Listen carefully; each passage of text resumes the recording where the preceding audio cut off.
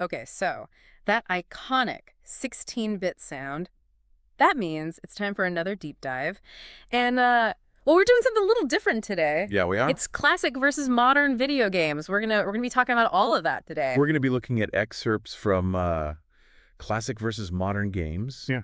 a comparison of gaming eras, Okay? and yeah, we're going to be kind of like walking through the evolution of gaming. Right. What's different, what makes each era special. Yeah, it is a wild ride when you think about where we started, you know? Yeah. Of those 8-bit graphics all the way to what we're doing now, which is, almost like photorealistic. Yeah. So let's dive in. Let's start with the classic era of gaming. What really defined that era for you? Okay, so think about the 70s and the 80s. This was really the infancy of video games. Yeah. We had arcades, and we had those early consoles like the Atari 2600, the NES, the Sega Genesis. Oh, yeah. And of course, we had those iconic games. I mean, Yeah. Pong, Space Invaders, Pac-Man. These were cultural moments. These games Yeah. are a whole new form of entertainment. Yeah, and the source material that we're looking at talks about how simple those games were, right? Yeah. The design was Yeah. so simple. The pixel art was simple. The mechanics were simple. It was all about that arcade-style gameplay, Yeah. Get the high score. Geez, that high score. Yeah. Even with those simple designs, they were still captivating. Yeah. You think about those aliens coming down in Space Invaders Right, or yeah. just the Waka Waka of Pac-Man. All right. And then games like Super Mario Bros. Came along, and that kind of changed things. Oh, yeah. Super Mario Bros. Changed everything. I mean, the premise was simple, rescue the princess. Right. But the controls were so tight. It was just fun to explore those worlds, jumping on Goombas and stuff like that. It was just fun. And despite that simplicity, Mm. those classic games could be really challenging. Oh, yeah. I mean, they required you to have perfect timing and precision. Right. There wasn't much room for error. Do you think that level of difficulty contributed to, like, the reward when you beat a game? I do. And this piece that we're looking at, they actually interview a retro gamer. Right. And they have this great quote. They said, these games didn't hold your hand. They gave you one life, a few continues, and said, good luck. That sense of challenge is something many modern games don't replicate. That's true. I mean, Yeah. when you beat a game back then, it really felt like you'd accomplished something. Yeah, like you'd worked for it. Right. And those limitations really forced developers to be creative. And they ended up laying the groundwork for a lot of modern game design. Right, like whole genres, game mechanics, storytelling, all came from that. So, okay, so that was then. That was the classic era. Now let's jump to the modern era. Oh, yeah. And things have changed drastically. Hmm. The technology has really redefined what a video game can be. I mean, modern games are trying to create these immersive experiences Yeah. with these incredibly realistic graphics and these layered stories Yeah. and these massive open worlds. The visuals are incredible. And the source material talks about how it's because of these powerful consoles, right? Like the PlayStation 5 and the Xbox Series X and high-end PCs. That's what's making this possible. Right. They've really pushed the boundaries. Yeah. Games like The Last of Us, Grand Theft Auto V, Red Dead Redemption 2. You're not just playing a game. These are these digital ecosystems. These worlds are so detailed. Right. You have huge environments. You can interact with NPCs. You have weather systems. I mean, it's just incredible. It really is. And the article has this quote from a modern game developer. Okay. And it says, today's games are about experience. We create rich narratives that feel like movies, with the player as the protagonist.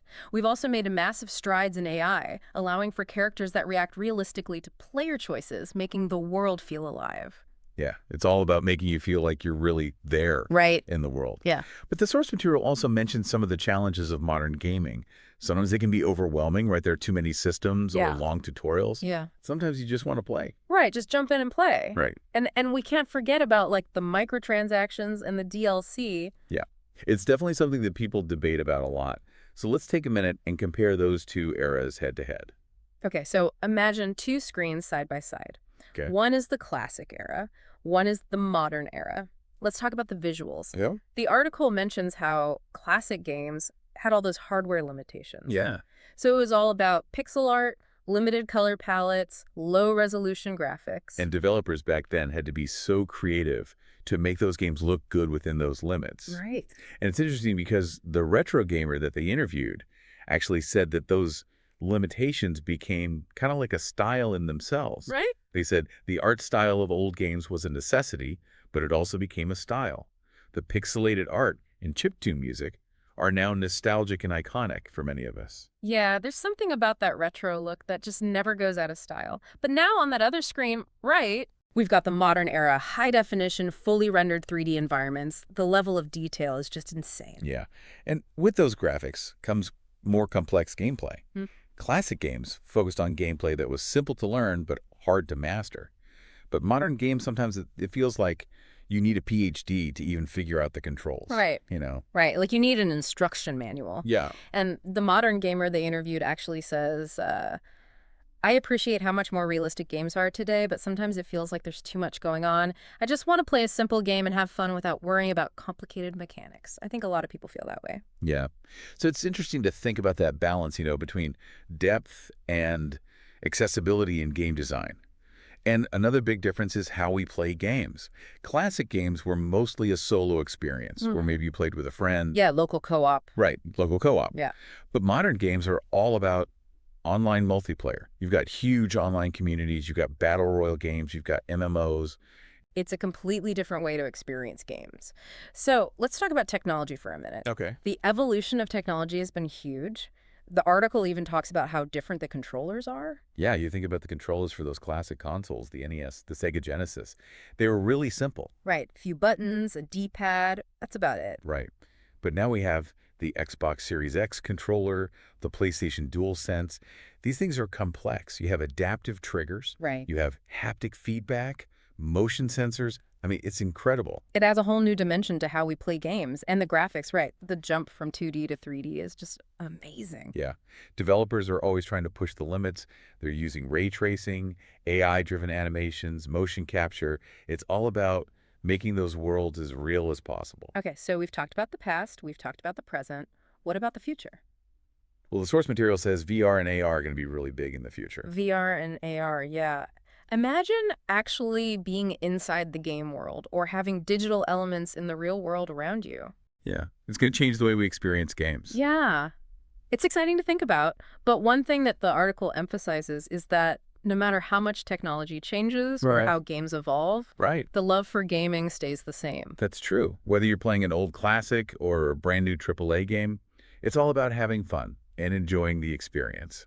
And the article concludes by saying it's not about saying one era is better than the other. Yeah. It's about appreciating the whole journey of gaming. Right. It's about all the different experiences that games have given us and will continue to give us. Well said. And on that note, that brings us to the end of this deep dive. But here's something to think about.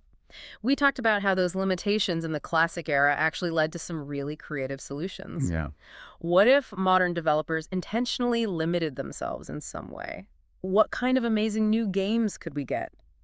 Something to ponder, right?